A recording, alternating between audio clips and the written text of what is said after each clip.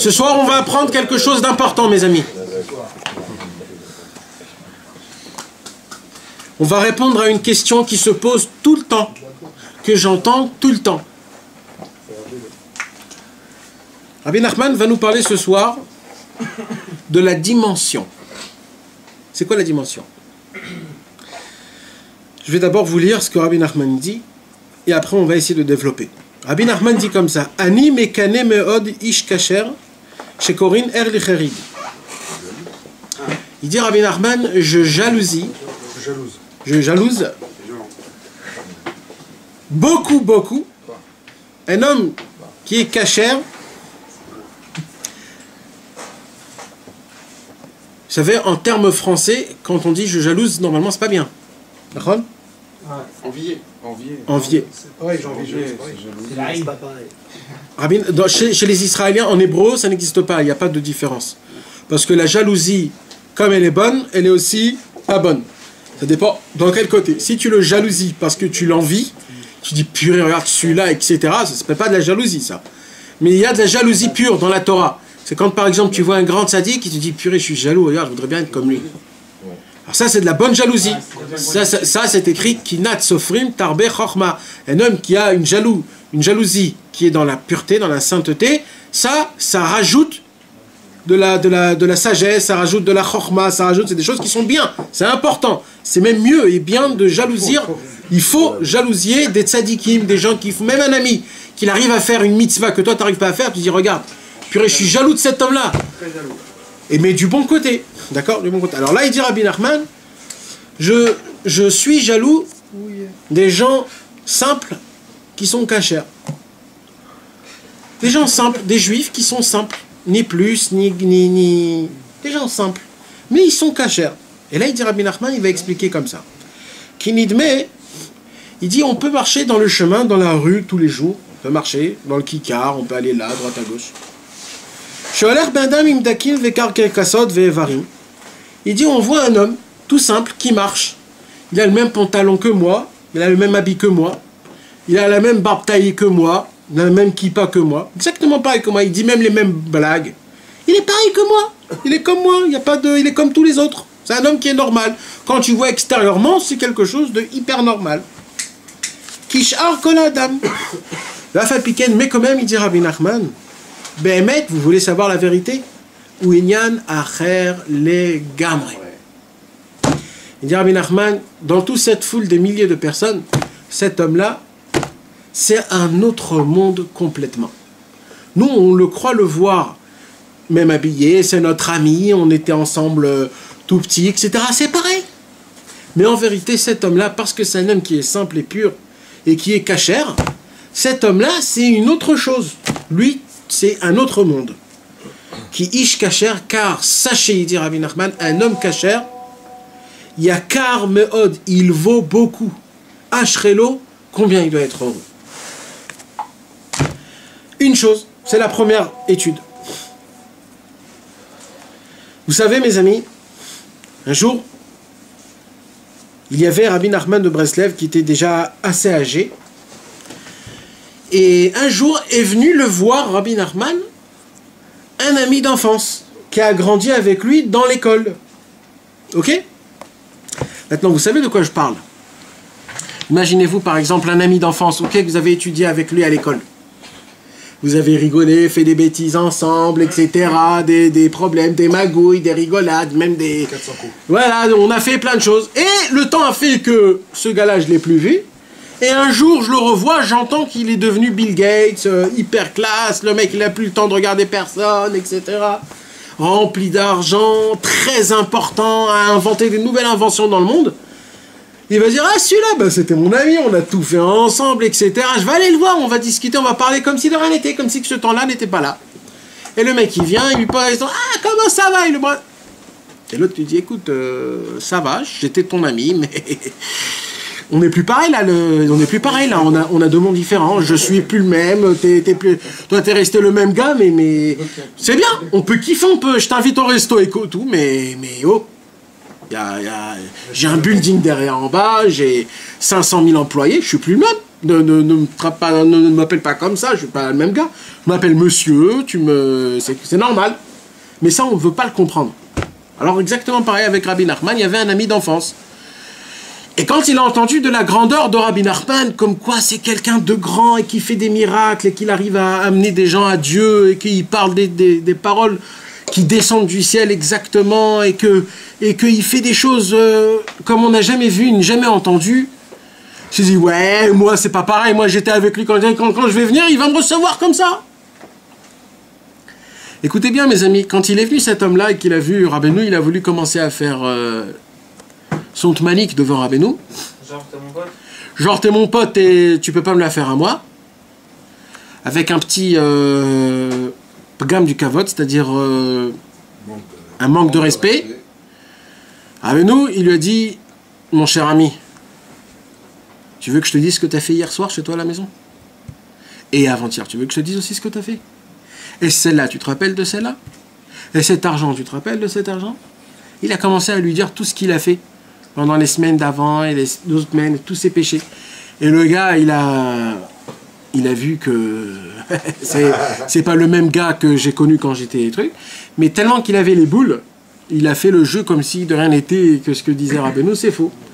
Alors Rabbeinu, il lui a dit, tu sais, une des choses les plus importantes chez moi, c'est la sincérité et la vérité. Si dans ce cas-là, dans ce point-là, tu commences à être maladroit, pour moi, c'est du feu. Et lui, il a continué à jouer son jeu. Ce qui s'est passé, c'est que cet homme-là, quand il est rentré chez lui à la maison, il est mort. Tout de suite après. Comment on peut comprendre ça? Parce que c'est comme ça, quand on manque un respect devant un Talmid Racham, c'est pas Rabbi Nachman c'est Dieu lui-même qui punit. À Kadosh Baruch Hu, il y a une chose, il y a écrit une chose qui ne pardonne pas, une seule. Il y a une seule chose qui ne pardonne pas, c'est quand tu manques de respect devant un Talmid Racham. C'est pas manquer de respect de faire. Si, Faire kilo, je vous ai pas. Non, mais. Si, le mec, il Tout- Tu oublies que c'était un roi. Tu te rappelles de ton amitié, mais face à Il a- c'est pas que c'est entre toi et lui seul. Il lui manque d'honneur par rapport aux autres personnes qui sont face à lui. il cherchait à lui. Si tu faisais ça face à un roi, même un roi, il est obligé de. Là, dans ce cas-là, c'est Akadosh Baruch Hu qui fait ça. Là, il y a écrit que Meler shemachal al kvodo en kvodo mahul. Même s'il dit c'est bon Hachem, je le pardonne, laisse-le tranquille, Dieu il n'écoute pas. Parce que ça, c'est une chose que Dieu il veut pas enlever. Ce respect devant un homme, l'homme de Dieu, tu ne manques pas de respect. Il y a des règles. Dieu il est prêt même à lui-même de se manquer du respect. Mais moi, mes envoyés à moi que moi j'envoie dans ce monde-ci, eux tu leur manques de kavod. Et il s'est passé ce qui s'est passé. Pourquoi je vous raconte tout ça, mes amis? Vous savez, un jour, Rabbi Nachman de Breslev a parlé énormément de la grandeur de Eretz Israël.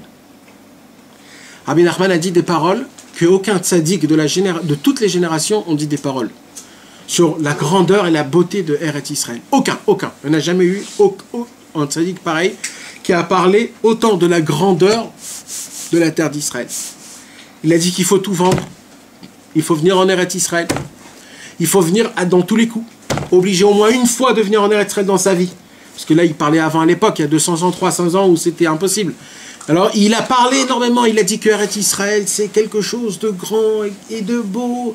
Et la terre d'Israël, c'est quelque chose de spécial. Les fruits d'Eretz Israël, c'est pas les mêmes que ça. Le soleil, c'est pas le même.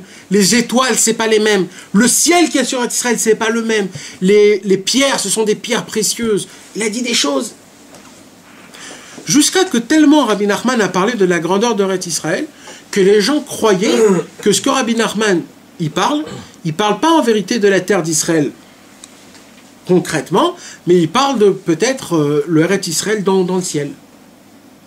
Alors un des élèves, il a posé la question à Rabbi Nachman, il dit Rabbi Nachman, de quel Eretz Israël vous parlez? Et là Rabbeinu il n'a pas aimé cette question. Il a dit mais dis-moi, qu'est-ce que tu crois, de quoi je parle là? Je parle d'Eretz Israël qu'on connaît avec les pierres, avec les arbres, avec les bus et les mêmes Eretz Israël que tu connais, que moi je connais, que tout le monde connaît. Alors ils ont dit, mais quoi, tellement c'est grand Eretz Israël, tellement c'est beau, tellement c'est... Il a dit oui. Et c'était dur pour eux de croire et de voir ça. On raconte même qu'un jour, un des élèves du Baal Shem Tov, Rabbi Menachem Mendel Vitebsk, il a parlé tellement de la grandeur de Eretz Israël, il a entendu tellement de la grandeur de Eretz Israël du Baal Shem Tov, qu'il s'est dit, quand je vais arriver là-bas, Ça va être super classe. Baal Shem Tov ou de Rabbi Nachman? Après, une autre histoire, la même chose. Parce que t'as dit qu'il n'y a personne qui a parlé comme Rabbi Nachman. Non, Baal Shem ouais. Tov aussi, il a parlé. Il a parlé, mais pas pareil. Personne n'a parlé pareil comme Rabbeinu. Et on raconte que quand Rabbi Menachem Mendel de Vitebsk, il arrivait dans son bateau, il s'approchait petit à petit de Eretz Israël. Au début, il se disait purée, ce que je vais voir là-bas et tout, etc. Il n'y a pas de nuit, il n'y a pas de jour, tout brille, etc. Plus il se rapprochait, plus il était étonné, pas très bien.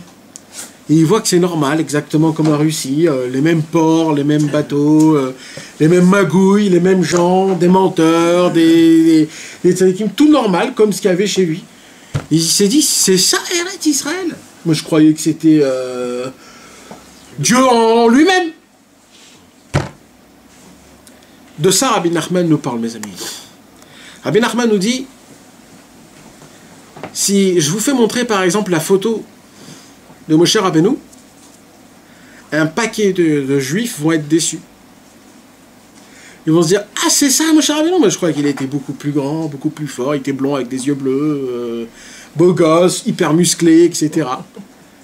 J'ai l'image du film. Comme David Ameller. Exact. Et pareil, si on aurait donné la photo de David Ameller, mes amis, un petit rouquin, on va se dire, ça c'est David Ameller. Moi je le croyais un homme. Et ainsi de suite. Il dit Rabbi Nachman, on a une très grande maladie, mes amis, très très grande maladie. La maladie de l'apparence. La maladie du médamé, l'illusion qu'on se fait dans notre cerveau. Et de ça, il parle Rabbi Nachman. Et il nous parle de nous tous. Rabbi Nachman, il nous dit, vous croyez que vous voyez des gens qui sont avec vous, qui travaillent dans le même travail que vous, qui parlent les mêmes paroles que vous, qui rigolent sur vos blagues qui sont pas rigolos, et qui mangent les mêmes manger que vous.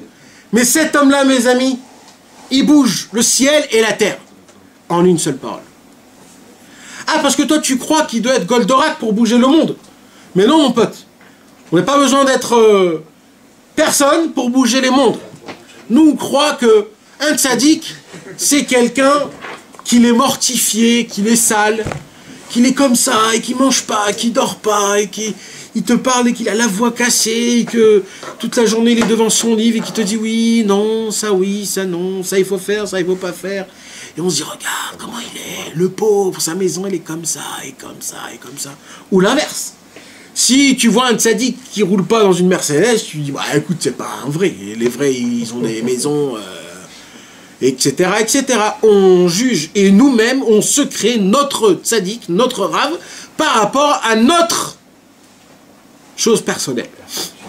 On a des concepts, on se fait dans notre tête comme un mode d'emploi, comme un programme dans l'ordinateur, comment un tzaddik doit être. Comment il doit me répondre, comment il doit marcher, comment il doit tout. Et on va chez des tzadikim. Si ça tient le critère, c'est un tzaddik. Si ça tient pas le critère, c'est pas un tzaddik. Il dit Rabbi Nachman, mais qu'est-ce que vous croyez, mes gars, quand le Mashiach va venir? Rabbi Nachman dit, on va être étonné de le voir. On va voir un petit naze avec une petite casquette. Toute petite casquette. Cool, comme tout le monde. Basket, jean, ça se peut. Très cool, très gentil, tout le monde l'aime, sympa. Et il va se déclarer Mashiach. Rabbi Nachman, il dit, mais on va commencer à pisser de rire quand il va se dire que c'est le Mashiach, mais on va se dire, mais attends, tout sauf ça. Tout sauf ça. Toi, te déclarer comme Mashiach, il va être tellement beau, il va avoir tellement de grâce, il va dire des paroles tellement de grandeur, de folie, qu'on va dire, waouh, mais ça se peut, ça se peut. Mais purée, j'ai étudié avec lui en CP, en CE1, en CE2, c'était mon ami. On a fait les mêmes bêtises, les mêmes galères. Mais nous, on juge tout par l'apparence. On veut avoir un tzaddik qui est ou comme ça ou comme ça. Un rave qui parle, il faut qu'il soit bien habillé, il faut qu'il soit propre, il faut qu'il soit marching, comme on dit marching. Influencé, que quand tu le vois, tu dis waouh et tout, etc. Il y a des gens à côté qui sont là, qu'est-ce que tu dis, hein, qui ont de l'influence. 2-3 gars à côté, ce qu'il a besoin, tout de suite est fait, tout de suite est, etc. Mes amis, c'est pas ça. Un vrai ish kasher, c'est ce qu'il a dit Rabbi Nachman. Un homme qui est kasher, un juif important, un vrai juif, c'est un homme qui est simple, qu'on ne fait pas du tout attention à son apparence. Et cet homme-là, quand il dit une seule parole, il fait bouger le ciel et la terre. Et il dit Rabbi Nachman, combien je jalousie cet homme-là, qu'il n'a pas passé le grade du titre de rabbin et qu'il est resté simple comme tous les autres. Parce que cet homme-là, s'il veut demain matin, il devient connu dans le monde. Il peut faire bouger le ciel et la terre. Il devient demain. Mais lui, qu'est-ce qu'il préfère? Il préfère d'être de la communauté. Simple, il rigole, etc. Comment va les gars, etc. On sort, on joue, etc. Et lui, il joue son jeu, mais il est avec tout le monde. Mais en vérité, le ciel et la terre, tout dépend de sa bouche. Ce qu'il dit, ça se fait. Qu'est-ce que vous croyez, mes amis, que je vous parle d'un cas qui n'existe pas, mes amis? C'est hyper... Mais c'est... On parle peut-être de toi, mon frère. J'ai vu une fois une photo de David Abeler, faite par quelqu'un qui l'a pensé. Le mec, j'ai pas compris là. De quoi on parle, de qui on parle, pourquoi il nous parle de ça. Parle de toi. Je vais te dire quelque chose. Personne ici a compris de quoi je parle. Mais le problème, c'est que personne ne pose la question. On parle de Comme le toi. Balti là, celui-là un peu. On parle de quelqu'un On parle de ta force. On parle de ton potentiel. Pourquoi il nous ramène ça maintenant? Je de la vais pas force qu'on a comprendre tous les de liens. parler avec Akadosh pour Juger sur les changer apparences. le monde. On juge trop sur les apparences, c'est les gens les plus simples. Des fois, Les 2 minutes de doute que tu fais par jour, Et pour changer tout le monde. le mec, il est peut-être sans période, sans barbe, mais il parle 1 heure par jour à Dieu, et c'est les choses les plus importantes que... Là, tu viens nous regardes. apprendre de pas juger. Attends, non, pas du tout, pas du tout. Comment Là, juger? quand je vous ai parlé de tout ça, mes amis, je ne sais pas pourquoi, mais vous êtes demandé de qui il parle. D'accord? De qui il parle. Et toi, qu'est-ce que tu te dis dans ta tête? On parle, par exemple, d'un tzaddik Nistar, par exemple. D'accord? Non, de tout le monde. On ne peut pas avoir de préhension en fait. Non, moi j'ai l'impression qu'il parle de pas juger d'après les apparences, de Non. pas juger les gens. Non, là, Rabbeinu, il dit, je jalousie un homme qui reste simple, mais qui dépend, que tout le monde dépend de lui. Ouais. Donc là, je me dis qu'il parle de quelqu'un de très haut niveau. Ok? Ouais. Maintenant, sincèrement, si je te dis que tout ce que je viens de parler, ça parle de toi, tu y crois? Ouais.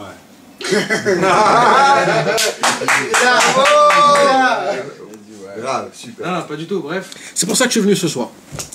C'est-à-dire, me dévoilez pas. Fallait m'annoncer au début. On sait que c'est pas toi. Tu entends ta veste. Alors, je vais vous déclarer ce soir C'est qui le machin? de qui on parle. Roulement de tambour. De Rabbi Moshe Breslever. Non.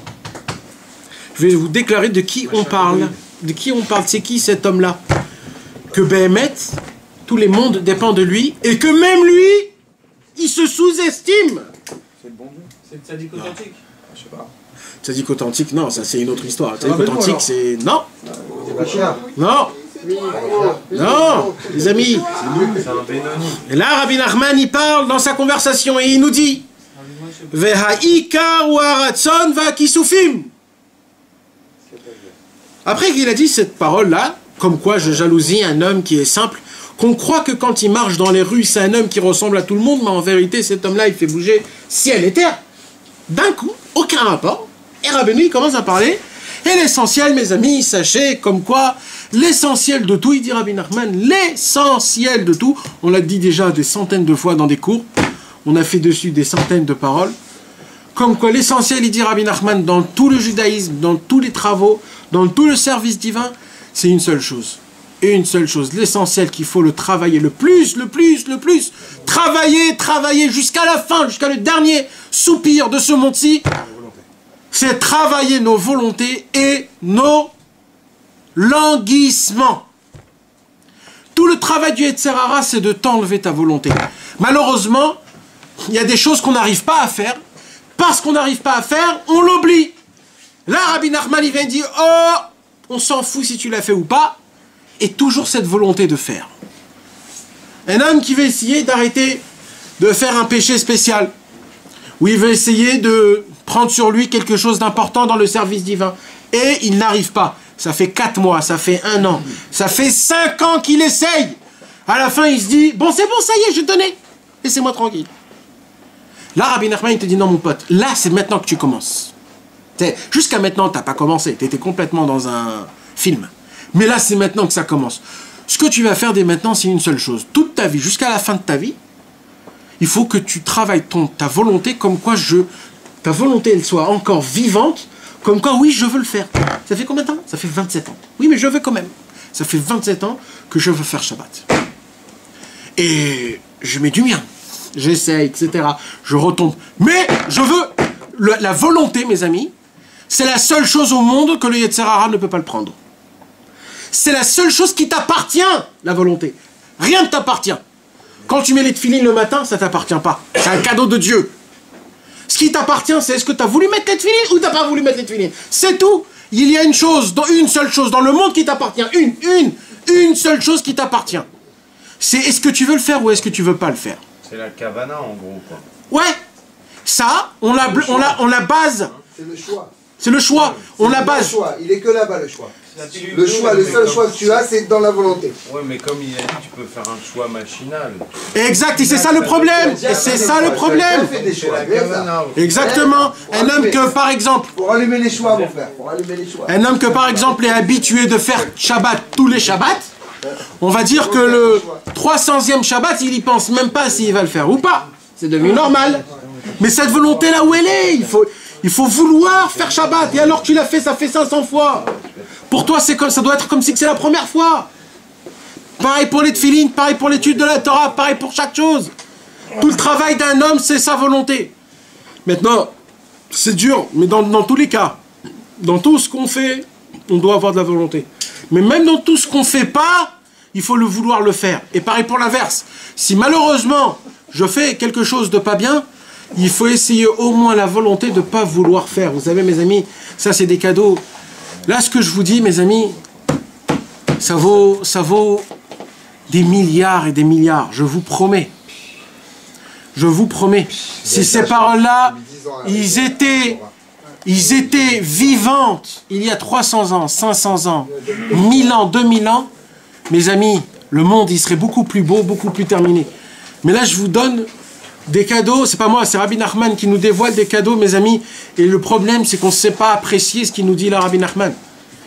Vous imaginez que le banquier, il dit, tu sais, tu dois 300 millions d'euros dans ta banque, mais on va te saisir ta femme. Ok, allez-y. 300 millions. C'est sûr qu'après on est quitté. Non, après, t'es même prêt à payer par mois. Et le mec, le pauvre, il dit, mais non, pas ma femme. Il dit au banquier, tu sais, banquier, je t'adore. Mais je te promets que si j'avais cet argent, je te l'aurais donné. Et le banquier, il dit, c'est vrai? Il dit, oui, bien sûr. Il dit, bah si c'est ça, c'est compté comme si. Et il n'y a plus rien, zéro. Ça, c'est Hachem. Il nous dit ça, mes amis, Hachem. Il nous dit ça. Il nous dit ça. Si tu veux, c'est compté comme. Mais est-ce que tu le veux, Bichlal? Tu l'as dit que tu le veux. T'as fait quelque chose. Ne dis pas, oui, je veux, je voudrais, ouais, je voudrais. Non, non, je parle pas de ça, mes amis. Je parle d'une vraie volonté. Comme quelqu'un, il lui manque sa cigarette et il a besoin maintenant d'une cigarette. Il va aller dehors, il va aller appeler son copain, sa copine, son banquier, son avocat, tout le monde pour avoir sa cigarette. Non, je parle de quelqu'un qui veut vraiment, il faut travailler sa volonté, ses languissements pour des choses importantes de la Torah. Parce qu'on s'en fout si tu les fais ou si tu les fais pas. La question qui va se poser dans le ciel, c'est est-ce que tu as voulu ou t'as pas voulu? Vous savez, il y aura des gens dans le ciel, je vous l'ai déjà dit des centaines de fois, que eux, ils ont tout accompli sur la Torah, mais ils n'ont jamais eu aucune volonté. Mes amis, ceux-là, quand ils vont monter dans le ciel, ils vont être tout petits comme ça. On va leur dire, c'est beau, vous avez fait beaucoup de choses, mais la volonté, où elle est là? T'as eu de volonté de mettre les filets ou c'était hyper normal pour toi de les mettre? T'as pas eu aucune volonté, bah c'est très beau. Mais si tu veux vraiment, tu le fais, Nathan. Non, pas tout le temps, pas tout le temps, pas tout le temps, pas tout le temps. Non, mais quand tu peux robotiser. Non, non, frérot, il y a des Si choses. t'as une vraie volonté dont tu parles, la vraie volonté, Non, que tu sens bouillir au fond de non, toi, oui, mais d'accord. Mais moi, je te parle pas de ça. Il y a des gens qui ont. Moi, je te parle de pas du tout à un petit peu. Parce que la majorité des choses qu'on fait, on n'a même pas 1 gramme de volonté. Crois-moi, c'est devenu de la routine. Tout est devenu de la routine. La kippa que tu as sur ta tête, tu n'as aucune volonté de la mettre. Oui, mais la routine, c'est quand même acquitté. C'est bien. Nahon. Alors, c'est pas bien. Nahon. C'est pas bien parce que la routine, c'est notre ennemi. quand j'ai envie de le mettre. C'est ça qui est. Ça aussi, c'est pas bien. Ah oui, C'est pas contradictoire. Dans les deux. Non, je les fais pas tous les jours. tu les mets pas tous les jours. Et pourquoi tu les mets pas tous les jours? J'ai envie de les mettre tous les jours. Tu vas prendre. sais que c'est peut-être pas bien ce que je dis, mais c'est vrai. Non. J'arrive pas à voir. C'est-à-dire, je l'aimais quand j'ai Ça s'appelle se mentir à soi-même. Sûrement, peut-être. Sûrement aussi. Je suis pas le. Non, ça s'appelle se mentir, c'est pas de la vraie volonté. Mais d'accord, mais quand même, ça veut dire quand même. Sache une chose, que celui qui l'aimait sans les vouloir, c'est mieux que celui qui l'aimait pas, ça c'est sûr et certain. Il n'y a pas de quoi ça, on n'en parle pas. Mais le problème, il faut pas regarder les deux côtés, il faut regarder toujours en haut, on regarde pas en bas. Quand quelqu'un il marche sur un fil, on lui dit jamais ne regarde jamais en bas. On regarde toujours en haut. Pourquoi? Pour pas être... Nous on regarde pas... Bon alors vaut mieux que je l'aimais pas et puis c'est tout. Non, ça c'est pas bien, vaut mieux les mettre sans volonté. Mais quand tu les mets, mais de la vitalité, de la ferveur, j'aime pas dire ces choses-là, mais quand on est dans ce monde-ci, on met tellement de son soi, tellement. Quand on sort avec une meuf, on est prêt à flamber de l'argent et de la grandeur et de se la péter à droite et à gauche et de se la faire montrer tout ça. Et on est prêt à le refaire des centaines de fois, tout ça pour l'allumer. Et quoi, mes amis?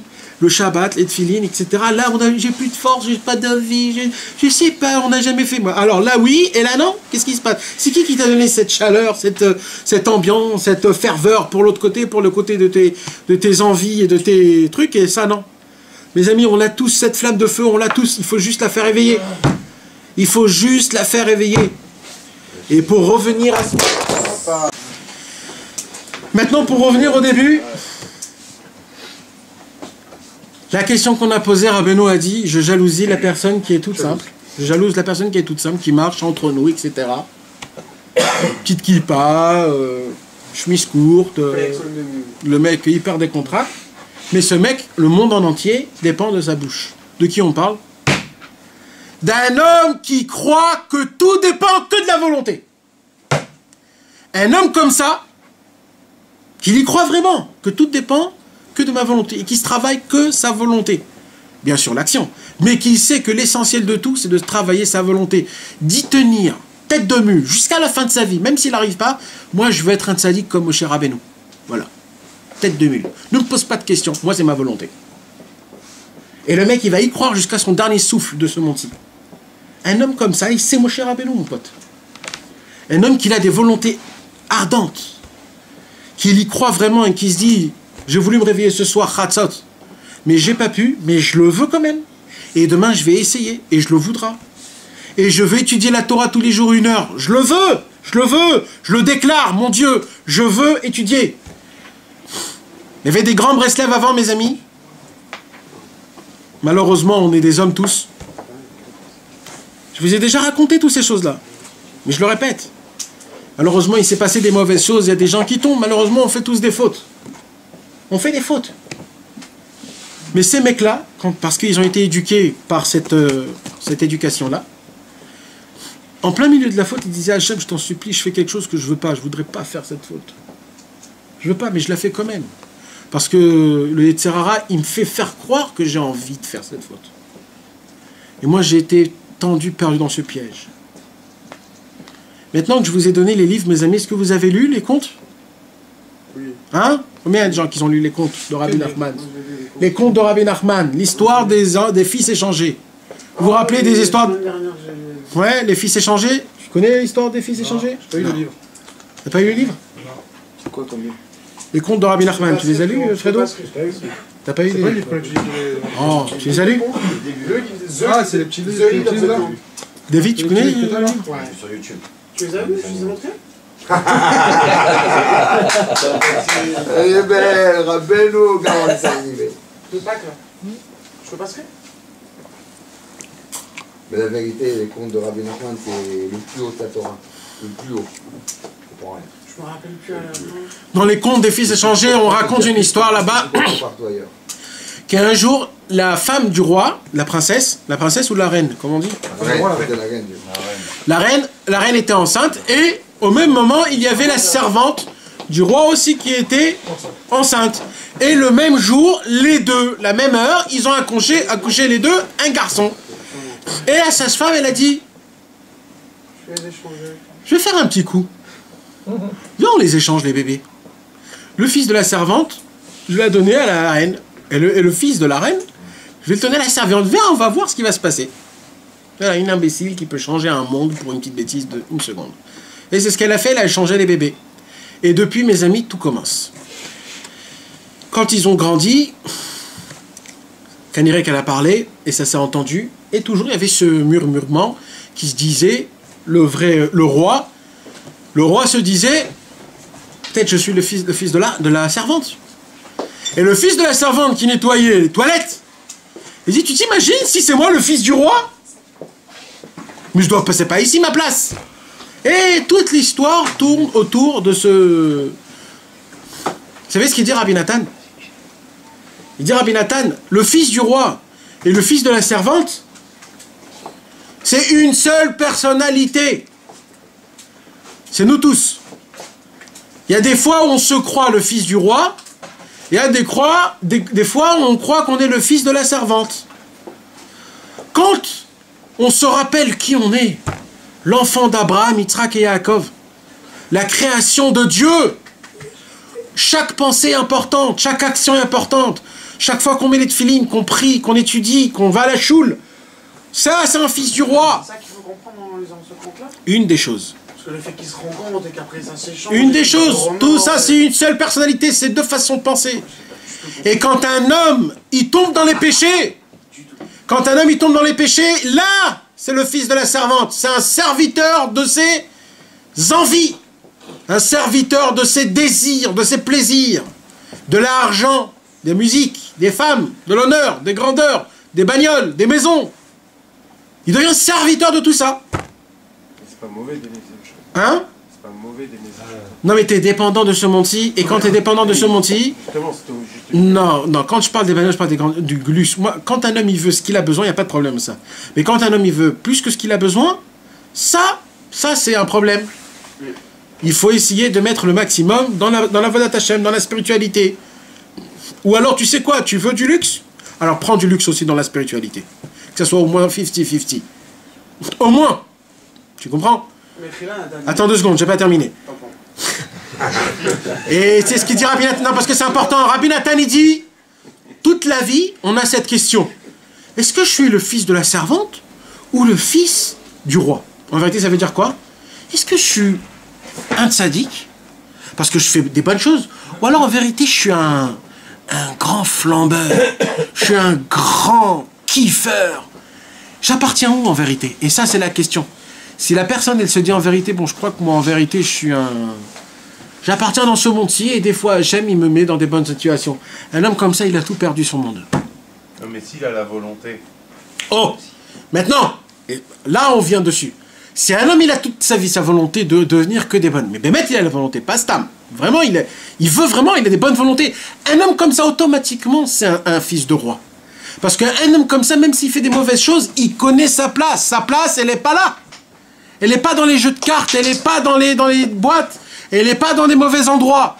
Sa place est chez lui à la maison avec sa femme, ou alors dans un Beth Midrash, ou alors dans des Kivret Sadikim, ou au Kotel, dans des choses qui sont sains. Un homme, quand il se sent chez lui, quand il est à la synagogue, quand il est au Kotel, alors là, c'est un homme qui est bien. Mais quand un homme, il se sent chez lui, en faisant des choses qui appartiennent de ce monde-ci, alors il y a une lumière rouge qui s'allume et qui se dit, oh mon gars, tu te rappelles plus qui tu es? Tu es le fils d'Abraham, Yitzhak et Yaakov. Tu fais partie de David Améler. On fait partie de Moshe Rabbeinu. On fait partie de cette équipe-là. Et toi, tu fais pas attention à tout ça. Comment tu peux oublier cette chose-là? Un homme comme ça, même qu'il a plein de Torah, plein d'Avodat Hashem, etc., un homme comme ça, il peut rien faire. Par contre, un homme qu'il a vraiment la vraie volonté de devenir un vrai fils de roi, et qui dépend toute sa réussite que par sa volonté, pas par ses actions. Tarles. Il dépend sa réussite que de ses volontés. En se disant, c'est pas que ça fait 20 ans que j'essaye que je me réveille Chatzot, ça fait 20 ans que j'essaye de me réveiller Chatzot. Hachem Yitbarach, il va se réveiller, il va serrer la main au mec que ça fait 20 ans qu'il essaye. Pas ça fait 20 ans qu'il fait déjà. Parce que d'essayer 20 ans, mes gars, il faut avoir énormément de volonté. Et un gars, après 10 ans, après 15 ans qui continue encore, chapeau. Plus qu'un tzaddik. Et ça, c'est un tzaddik. De continuer même si j'arrive pas. Juste de vouloir. L'essentiel, c'est la volonté. Tout le travail, c'est de me... Ça fait rien. Ça fait rien si j'y arrive ou j'arrive pas. Un homme comme ça, mes amis, eh ben, il peut être habillé en jean basket. Mais les paroles qu'il dit, il fait bouger le ciel et la terre sans qu'il sache lui-même. C'est pour ça que Rabbi Nachman, tout de suite après, il a dit, et qu'il a parlé de la volonté et des languissements. De se languir, de vouloir faire un bon Shabbat, rempli de Torah, de chants à la table, d'être avec ses enfants, de raconter la paracha, de raconter une histoire à sa femme, de se conduire avec de la sainteté, d'essayer de ne pas parler des paroles de Chol pendant le Shabbat, de ne pas faire de la comptabilité, de ne pas jouer aux cartes, de ne pas lire le Hiton, le journal. Shabbat, c'est Shabbat, de lire des choses saintes, d'essayer de garder cette journée sainte. Même s'il n'arrive pas, au moins de le vouloir, de se languir, Hachem, et de le dire, Hachem, sache que je me languis d'avoir une belle prière, par exemple du matin, dès le début jusqu'à la fin. Ou des fois quand tu sens que les tefilines ils sont trop lourds sur toi, que tu as la rasera de les mettre, tu sues de tous les côtés, ça bouge dans tous les sens. Tu dis à Hachem, est-ce que je voudrais bien être comme ce mec là que pour lui les tefilines c'est un kiff de les mettre tous les matins et même de rester en plus. Ou alors d'essayer de comprendre les paroles de la prière du matin. Hachem, je voudrais tellement comprendre ce que je dis, je ne sais pas ce que je dis. Et ainsi de suite, comme ça et comme ça, de le dire, mes amis, c'est un temps. Tout, on doit travailler que sur ça. Mais le problème, c'est depuis le départ, on se dit comme c'est infaisable, alors je n'y pense même pas. Ça, le Yetzer Hara, il est dedans. Donc maintenant, tu comprends de qui je parle? De tout le monde. De chacun. C'est un potentiel pour tout le monde, mais la question c'est est-ce qu'on arrive à le faire? Mais tu t'imagines de quoi je parle là? Je ne sais pas si vous avez encore compris, mais c'est en vérité, on va monter dans le ciel après 120 ans, et quand on va nous faire montrer combien c'était facile, ça va être ça notre Gehinnom. On va se dire, quoi? Aussi facile? Mais attends, tous les mardis on me l'a dit, je l'ai entendu des centaines de fois. Comment je suis passé à côté? Comment? Il fallait juste vouloir. Juste vouloir. Il faut y croire, mes amis, tout dépend que de ça. C'est pas évident de vouloir. Il faut se travailler. Non, alors, ça tombe pas du ciel de vouloir. C'est pour cela qu'il faut se travailler. On étudie la Torah pour ça. Voilà, c'est ça. Il faut venir dans des cours pour ça.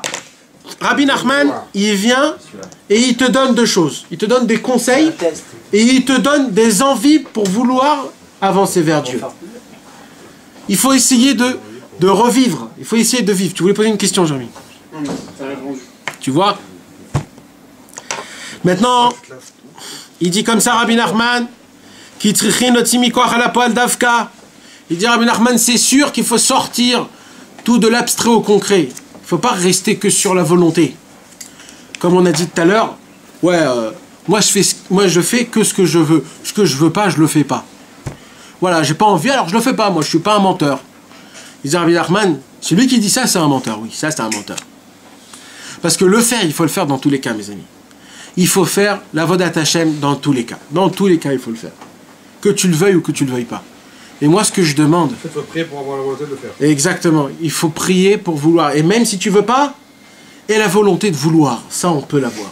Ça, c'est facile, non? C'est aussi une volonté. De vouloir avoir la volonté. C'est facile, ça. Je veux pas. Voilà, je veux pas étudier. Mais je voudrais avoir cette volonté. Ça, tout le monde l'a, ça. Je voudrais vouloir. Voilà. C'est battre contre le Yetz, finalement, parce que vouloir tout faire bien comme il faut, on veut. Non. Alors, je parle pas de ça. Je parle pas de ça, Jérémy. C'est bien que tu l'as dit, je parle pas de ça. Dis pas, je veux en théorie. C'est comme si je pose une question à quelqu'un. Tu voudrais étudier tous les jours? Ouais, bien sûr. Mon œil, ouais. C'est comme le mec, il dit ça comme si s'il aurait parlé comme ça de son million, ça fait longtemps que ce mec, il serait terminé dans les rues. C'est pour ça que je dis d'avoir... Non, il y a vouloir et vouloir. Il n'y a pas vouloir parce qu'on t'a mis dans tes mots que tu dis il faut, alors je dis vouloir. Non, il y a un minimum de volonté. Quand je dis vouloir, c'est un minimum. Je pense quand même que dire je veux vouloir tous les jours, ça fait en lui-même le travail. Même si tu fais ça de manière systémique, ça va faire le travail à la fin du monde et tu vas commencer vraiment à vouloir. Ça t'ouvre l'esprit. Mais au bout d'un certain temps, tu commences à vouloir vraiment. Tu peux le dire avec un peu plus de ferveur. C'est vrai. C'est vrai. La technique, elle marche. C'est vrai. C'est ce qu'ils font les religieux en fait. Ils marchent pas technique. C'est-à-dire tu le dis sans... Tu le dis sans le vouloir. Tu dis, tu prends mathématiquement. Au bout d'un certain temps, tu vas pas pouvoir mentir très longtemps, mon frère.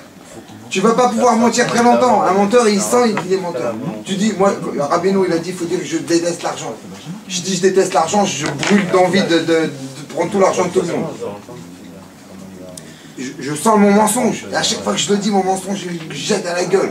Je peux pas vivre. Tu vois ce que je veux dire? Ça fait...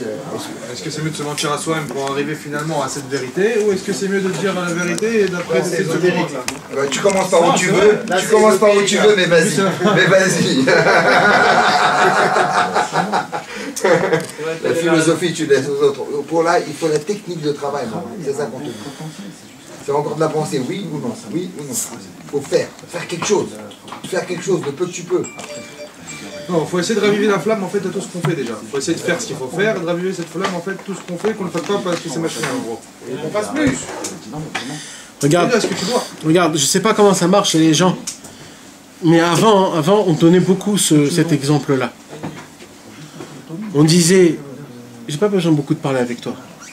Regarde comment tu te conduis avec ta femme, fais pareil dans la voie d'Hachem.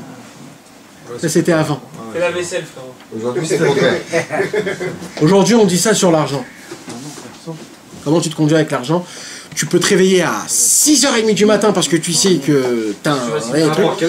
Voilà, et ça peut être comme ça aussi 10 ans d'affilée. Tu vas jamais sentir ta fatigue, tu vas te réveiller comme un lion. Si on te dit, pas de te réveiller à 6h30, à 8h pour se réveiller à la tefila, oh là, écoute, c'est mon seul jour là que je peux dormir jusqu'à 11h et là, tu as tous les super beaux paroles. Attends, dis-moi, attends. Ça là, il n'y a même pas un minimum, là. Là, il n'y a pas un minimum. Un minimum. Un minimum, un jour par semaine, Shabbat. Un seul, on te demande. Réveille-toi à l'heure. Dimanche, dors jusqu'à 6h de l'après-midi. Mais au moins Shabbat. Et là, on dit, ouais, toute la semaine, je travaille, je suis fatigué, je suis explosé, je m'endors et tout ça. Mais Shabbat, ça doit être le jour spirituel. On vous a donné 2 jours. En Israël, il n'y a pas 2 jours. En Israël, il y a un seul jour. En France, tu as et le samedi et le dimanche. Ça veut dire, pour toutes tes raisons et tes excuses, mets-les pour le dimanche. Mais le Shabbat, un jour spirituel, laisse-le sanctifier. Sens un petit peu la sainteté, la lumière du Olam Haba qui descend dans ce monde. C'est pas que ça, il y a encore 1 milliard de choses. C'est Shabbat, ça veut dire se reposer, alors bon. Voilà. Mais c'est pas le repos du corps, c'est le repos de l'âme. C'est le repos de l'âme, exactement. Et c'est ça, mes amis, et ça, on fait pas attention, tu comprends de quoi je parle, de laquelle volonté je parle. C'est un minimum de volonté. C'est pas de dire soi-disant, je veux, mais non, tu veux pas, espèce d'imbécile, tu te mens. Mais il y a de l'action quand même dans tout ça. C'est-à-dire de l'action? C'est-à-dire volonté, ça reste virtuel, quoi, le plus virtuel. Il n'y a pas de, tentative d'action. Ça va t'amener à alors c'est ça qu'il dit. Là, c'est là qu'il dit Rabbi Nachman. Il faut essayer de faire sortir de l'abstrait au concret, dans tout. Obligatoire. Et la volonté dépend de ça. Comment se mesure la volonté, mes amis? Comment elle se mesure la volonté? Alors il dit Rabbi Nachman un exemple exceptionnel. Exceptionnel. Écoutez, mes amis. Sachez que je vous donne de l'or et vous faites pas attention. En bas. Et vous faites pas attention, mais ça fait rien. Il dit Rabbi Nachman comme ça, c'est important. C'est enregistré, il faudrait le revoir après. J'espère, peut-être dans 10 ans ils vont comprendre ça. Non, demain, on va pas les laisser comme ça très longtemps. On va pas les laisser comme ça trop longtemps, ne vous inquiétez pas. Il faut se réveiller bientôt. C'est écrit comme ça, hein. On va prendre un exemple. Messieurs, c'est l'amour. Il a écrit un exemple. Un homme, par exemple, a voulu faire la mitzvah de Bikur Cholim. C'est quoi? C'est-à-dire de visiter un malade. C'est une mitzvah importante de venir, de lui acheter des chocolats, de lui donner des choses qu'il a besoin, qu'il a envie, de le faire un petit peu rigoler, de le laver, de le ouais, pas de le soigner, mais de le maintenir. Voilà, d'être avec lui, qui sente que c'est important que tu viennes, etc. C'est une mitzvah. Pas juste de venir, de dire bonjour et dégager, non. D'essayer de le faire kiffer un petit peu. C'est une mitzvah de venir faire visiter un malade. Ça s'appelle mitzvah de Bikur Cholim. Et cet exemple-là, comme dans plusieurs exemples de la Torah nous dit comme ça. Si un homme, il est venu et il a frappé sur la porte pour essayer de visiter ce malade. Et il frappe à la porte et il frappe, le mec, il n'est pas là. Il a voulu faire la mitzvah, le pauvre. Il a poussé la porte. Non, il n'était pas là, le mec, il n'était pas là. Il est parti de chez lui à sa maison, et on va dire à l'hôpital. Maintenant, lui, il s'est déplacé, il est sorti de chez lui à la maison, il est allé, il lui a acheté ce qu'il faut, etc. Et il n'était pas là. La Torah nous dit, comme il a voulu faire la mitzvah, c'est compté comme si qu'il a fait. C'est comme quand on dit, c'est le geste qui compte. Quoi. Voilà. Tu sais ce qu'il dit sur ça, Rabbi Nachman? Écoutez bien maintenant ce qu'il dit. Non, c'est la Torah qui dit ça. Mais écoute bien, écoute bien. Ce qu'il dit Rabbi Nachman, c'est fin. Les gars, il faut être fin là. Ce qu'il dit Rabbi Nachman, il dit Rabbi Nachman comme ça. Écoutez très bien ce que je vais vous dire. Tout se mesure par rapport à la sensation qu'il a en ce moment-là même. S'il se dit, la Torah m'a dit que c'est compté comme fait, alors je suis quitte, je peux rentrer chez moi à la maison. Ah, c'est bien. Ça, en vérité, il n'a pas voulu. Faut qu'il ait les boules de pas. Un homme qui a les boules, même qu'on lui dit que c'est compté comme si qu'il a fait, mais il a les boules. Parce qu'en vérité, il veut le faire. Un homme comme ça, il croit vraiment à la volonté. Ça, c'est un homme qui veut. Vous avez compris?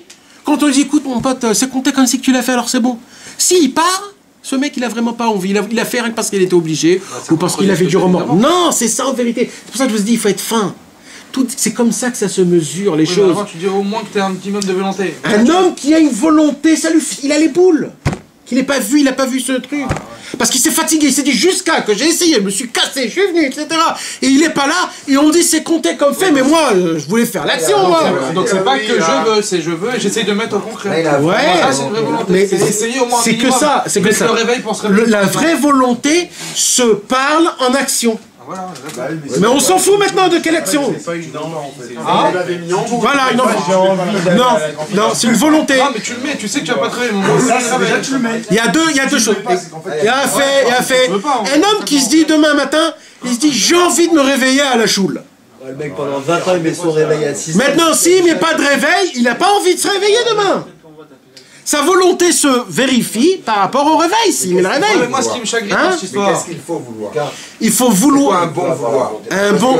Il parle d'un mais vouloir. Un bon vouloir, au moins. Il a la volonté, il le fait, c'est tout, frère. Ouais, mais il a la volonté de quoi? Il a la volonté de gagner de l'argent. Il a la volonté de ça. C'est des volontés qu'il Est-ce qu'il a la volonté de devenir un bon juif? Est-ce qu'il a la volonté de faire 1 heure de doute par jour? Est-ce qu'il a la volonté de faire un mikvé 1 fois par jour? Il n'a pas la volonté, il ne le fait pas, c'est une chose. Mais qu'il n'ait pas la volonté, c'est incompréhensible. Parce que c'est un peu le plus grand cadeau qui a amené sur la terre. Si tu le fais pas, c'est que t'es un con par rapport à notre compréhension. Si tu le fais pas, c'est que si tu le fais pas, moi comme je comprends, quelqu'un qui fait pas mikvé tikkun klali par jour et il te pose des doutes, c'est un con. Maintenant c'est pas un con parce qu'il sait pas. Il sait pas ou il veut pas. On est en train de parler du vouloir. Non mais si tu le fais pas, si tu fais pas, c'est que t'as pas la volonté mon frère. Si tu as vraiment une volonté. Et bah Rabbeinu il t'apprend à vouloir les bonnes choses, à corriger tes bonnes vouloirs. Le voir Hamedamé c'est une mauvaise manière de penser. Ce que tu veux, c'est pas bon pour toi. Tu crois que c'est bon pour toi. J'ai une histoire sur un Rabbi. Non, Rabbi Moshe, si j'ai vraiment la volonté de me lever ce soir, voilà. Oui, mais pourquoi tu restes cette volonté? Moi je peux pas me lever à Khatzot. Moi je peux pas. Je sais pas, à chaque fois qu'ils me disent faut se lever à Khatzot, j'essaie de me le rappeler, mais demain je l'aurais oublié parce que je le veux pas. Je voudrais peut-être le vouloir, je sais même pas si je veux le vouloir. Mais parce que Rabbeinu il a dit je voudrais le vouloir. Si tu veux vraiment le vouloir, prends un livre et tu dis ce que c'est à Khatzot, et là tu verras que tu voudras vraiment. Une fois, j'ai d'autres choses à faire à Khatzot, j'ai un film à voir, je vais dormir, je vais faire une bonne des doutes. Et on parle de quelque chose qui est un peu au-delà de tes performances. Si t'as du mal il n'y a rien que la performance. Il n'y a rien qui va devant la volonté. Mais t'es pas lève-tôt par exemple. Mais t'es pas lève-tôt, demain tu vas signer un contrat. D'ailleurs, demain tu vas signer un contrat à 3h du matin. Il y en a quand même, ils savent pas. C'est vrai, tu vois. Ah oui, il y en a quand même. Vous essayez de trouver quelqu'un qui c'est une erreur de dans tous les cas, on parle pas du Ratzot. Non, c'est vrai, j'arrive pas à comprendre cette fin, comme tu dis, j'arrive pas à comprendre. T'as envie, t'as la moindre volonté, si t'as vraiment une volonté, tu le fais, y a pas de question. Comme dans tout ce que tu sais faire dans l'inverse, je te parle que t'es parti voir un malade, le malade il est pas chez lui à la maison. Ouais, il y a un contre-temps. Qu'est-ce que tu fais là?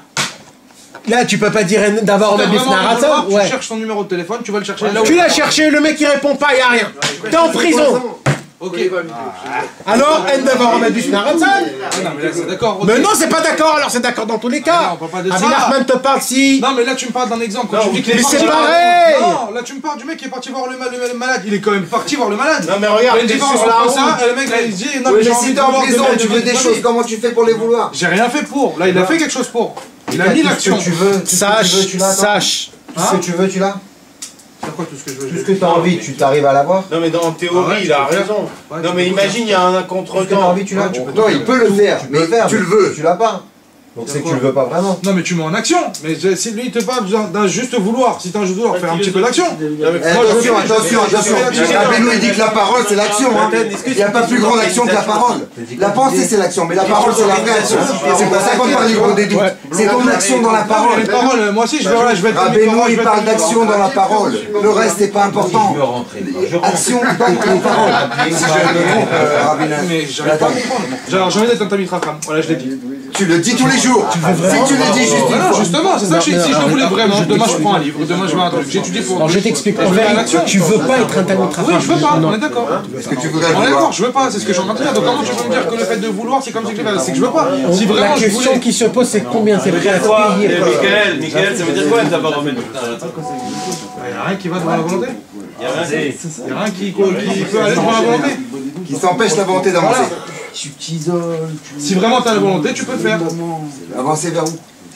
Avancer vers où tu veux, mais j'arrive pas à comprendre comment Où tu tu peux veux avoir une avancer. volonté sans faire ne serait-ce qu'une action. Non, là, je t'ai dit déjà que la volonté dépend de l'action. Tous les jours, attends, excuse-moi. Volonté, des Ouais, mais c'est une bonne question qu'il pose. Mais c'est important. Mais allô, tous les jours. Le combat, il est au milieu tous les jours, toi. C'est ça, hein? Tous les jours, le combat. Mais si je voulais vraiment, si j'aimerais aller au milieu tous les jours, j'irais tous les jours, mon frère. Mais autre chose, un peu plus dur. Mais n'importe quoi, si t'as vraiment envie, mais si t'as vraiment l'envie, tu le fais. Ouais, mais tous les jours, c'est réellement tous les jours. Si t'avais la volonté de le Il y a faire. deux trucs différents. C'est C'est soit tous les jours, frère. je mets le film tous les jours et je voulais jamais avoir la volonté de ring. Non, mais il y a deux trucs qui sont différents de ça. C'est soit je mets les films tous les jours et je dis j'aimerais au moins avoir la vraie volonté de les mettre. Ça c'est une chose, on parle d'un certain truc. Soit on dit je fais pas et j'aimerais avoir la volonté de les mettre. Si je veux les mettre, je les mets. Il peut y avoir des impondérables, comme il a dit. Il a donné un exemple. Oui, mais t'as mis en action. T'as mis en action. La Si t'as flanché, si t'avais la volonté, c'est quand même compté. Oui, mais t'as mis en action. Si t'as mis en action, tu n'es pas arrivé à ton but, c'est comme si t'as fait je sais pas. Mais si t'as pas mis en T'as action. l'habitude de mettre en action. Rabbeinu il a dit même dans la tombe il faut encore Et vouloir. ce jour-là, tu Il a dit. mais t'avais la volonté. Attends, tu comprends ce que je veux dire? C'est-à-dire, si je mets les. Il y a deux choses. Non mais c'est inexplicable, il faut que tu le sens Non, mais je peux comprendre le point que tu parles. Parce que moi, j'ai deux gros points. J'ai le point où je mets les films tous les jours. Et alors là, il faut que j'ai au moins la volonté de le mettre, pas de les mettre machinalement comme un abruti. D'accord? Alors je répète et je vais m'expliquer. Un homme qui a essayé de faire la mitzvah de Bikur Cholim, par exemple. Il a mis en action. Attends. Je m'en fous de mettre en action ou pas en action. C'est pas de ça que je veux parler. On s'en fout de ça. C'est un exemple. C'est un exemple. Tout se mesure par rapport qui Bassof, il n'a pas réussi à faire la chose. Maintenant, comme il a essayé, la Torah te dit, c'est compté comme fait. Parce qu'il a essayé, c'est ça ce truc. D'accord, il a essayé. Mais je parle pas encore de ça, je suis pas arrivé encore au point. Rabbeinu, il te dit, le point commence dès maintenant. Tout est terminé. Est-ce qu'il a un remords ou il n'a pas de remords? Là se compte la vraie volonté. Oui, donc, je suis en train de te dire. S'il a eu un remords, même qu'on lui dit c'est compté, mais lui il s'en fout, lui. Moi je veux faire l'action, moi. Mais j'ai très bien compris ce que tu as dit, je suis d'accord. Donc c'est le remords. Ah oui, mais ça contredit ce que tu disais au début. Non. Si j'ai seulement la volonté de me le. Non, c'est de ça que je parlais. C'est de cette volonté-là qu'on parle. C'est-à-dire qu'il a fait quand même, il a essayé de mettre. C'est ce qu'il dit là, Rabbeinu, ouais. Il a essayé de mettre le truc. Et il donne cet exemple-là. Il te dit que, si on te dit que d'après la Torah, Dieu, tout le monde, il te dit c'est bon, c'est compté comme fait, frérot. C'est comme si tu étais à Ouman. Le mec, il te dit, tu sais quoi, t'as pas gagné le million, mais c'est comme si que t'as gagné le million. Mais il dit, mais oh, moi je veux pas comme si, moi je veux le million, moi. Moi je veux le vrai, je veux la vraie mitzvah, moi. Ça fait pas 20 ans que j'essaye de me réveiller pour qu'on me dise à la fin, c'est compté comme si. C'est pas pour ça, moi, que j'essaye. Moi je veux vraiment sentir. Vraiment voir le malade.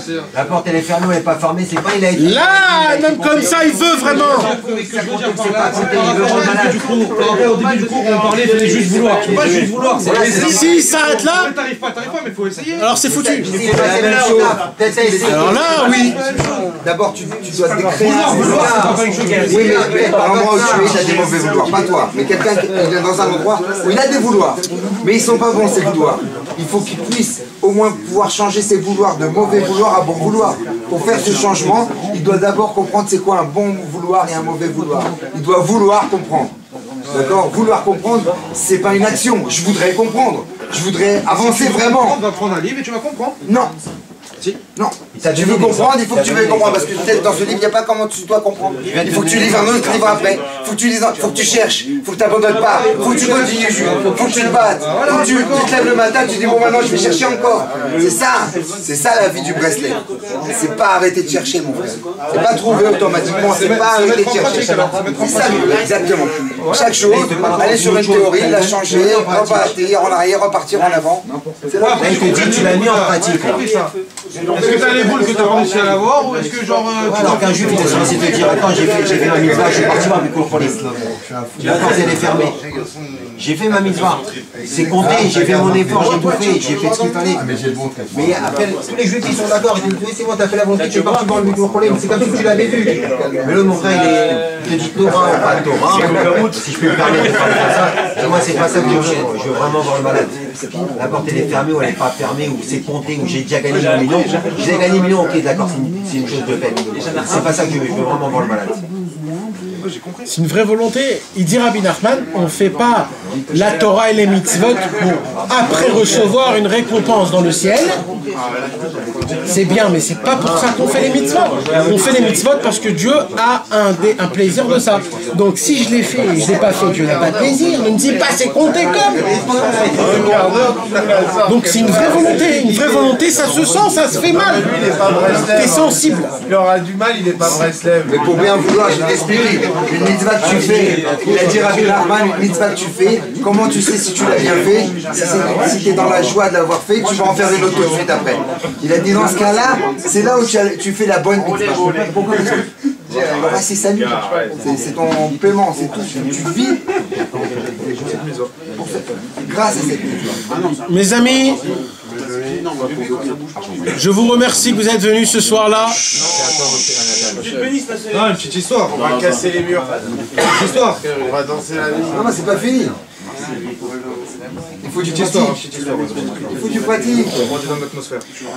Pour arriver aux pratiques, il reste exactement 2 minutes dans la caméra. Exactement. S'il vous plaît. On fonctionne selon la caméra, nous. Et nous, on vit pas par rapport à la caméra, on continue après.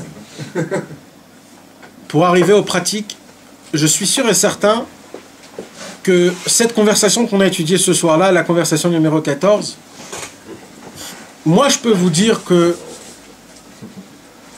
on ne l'a pas encore compris comme il faut. Parce que si vraiment vous l'aurez compris, vous aurez sauté jusqu'au pied en haut, vous aurez dit quoi? C'est vraiment comme ça? Que Rabbeinu il vous dit qu'à la fin du compte, l'essentiel, c'est de travailler ta volonté et tout se dépend par rapport à ça. C'est une invention exceptionnelle de Rabbi Nachman, c'est une qualité qui est exceptionnelle. Maintenant, si vous voulez vraiment faire sortir quelque chose de ce soir-là, comme on dit de ne pas venir pour rien ce soir-là, une chose qui me ferait plaisir à moi, mais on s'en fout de moi, alors qui fera plaisir à Dieu, chacun de vous tous, c'est de mettre en application. Comment on met ça en application? Ce soir, avant de dormir, vous allez tous prier à Hachem. D'abord que je puisse savoir c'est quoi la vraie volonté que tu parles, Dieu, et que je puisse être un homme qui a beaucoup de volonté et de languissement pour les choses saintes. Saint. De vouloir faire du plus petit au plus grand. Et de ne pas être radin. Quand tu demande le maximum à Dieu. Dieu, il attend que ça. Ne sois pas radin dans les prières. Tu demandes le maximum. Mais la chose la plus importante, c'est de prier ce soir, mes amis, comment on peut mettre en application tout ce cours qu'on a fait là ce soir-ci. On a parlé de volonté. On a parlé de qu'il ne faut pas se prêter aux apparences. On a parlé... Si, mes amis, vous allez faire ça, vous avez tout gagné. Mais si vous n'allez pas faire ça, c'est dommage. Il faut demander à Hachem que je puisse être un homme de volonté, d'avoir des bonnes volontés, de plus avoir de mauvaises volontés. Et si je n'ai pas de volonté, donne-moi la volonté de vouloir être un bon homme, de faire des bonnes actions, de ne pas aimer les choses que la Torah n'aime pas. Il y a beaucoup de choses aussi comme ça dans la Torah. Dans la Torah, il y a des choses qu'on te demande de ne pas aimer, et malheureusement, on aime. Plein de choses. Alors il faut demander à Hachem, fais-moi être exactement comme la Torah, de ne pas aimer les choses que la Torah n'aime pas. Ça devient naturel pour moi. De mentir, c'est impossible. De dire du lachon hara, c'est impossible. de manger du lait après de la viande, c'est impossible, je ne peux pas. D'être comme la Torah me demande, d'avoir toutes les bonnes volontés, d'être très haut et très grand dans les bonnes volontés, de demander à Hachem, de parler à Hachem au moins 1 heure tous les jours, de vouloir se lever le matin tôt pour la prière, de kiffer les tefilines, le tzitzit, d'essayer de te sentir, de te regarder. Il faut dire ça, mes amis. Si on va prier, on a mis en application tout notre cours. Et ça sera quelque chose de fixé dans le ciel. Donc j'espère pour tout le monde qu'on puisse vraiment faire ce sentiment-là, de sentir ça. Yehi Ratzon. On dit Yehi Ratzon. Ratzon, tout dépend de la volonté. Yehi Ratzon. Que la volonté bénit. Akadosh Baruch Hu, que par ta volonté passe notre volonté. Bezrat Hashem. Et un bon mois pour vous tous. Chodesh Tov u'Mevorach. Retrouvez les cours des Chavirim Nanar sur le site du Keren Rabbi Israël, nachmanmeuman.com.